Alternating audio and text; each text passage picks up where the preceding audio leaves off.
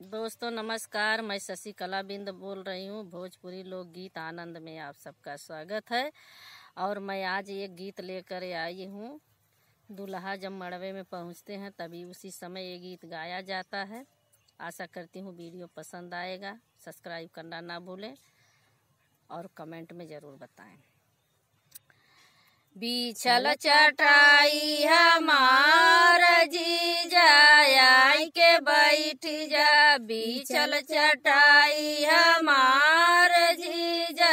आई के बैठ जा,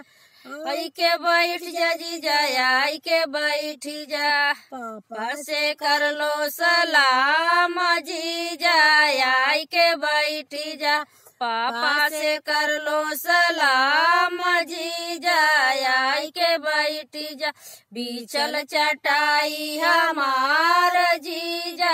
आई के बैठ जा, बिछल चटाई हमार जीजा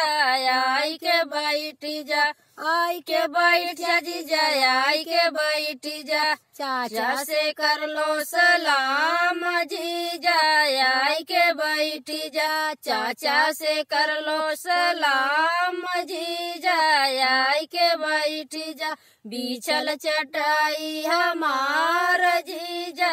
आई के बैठ जा, बिछल चटाई हमार जीजा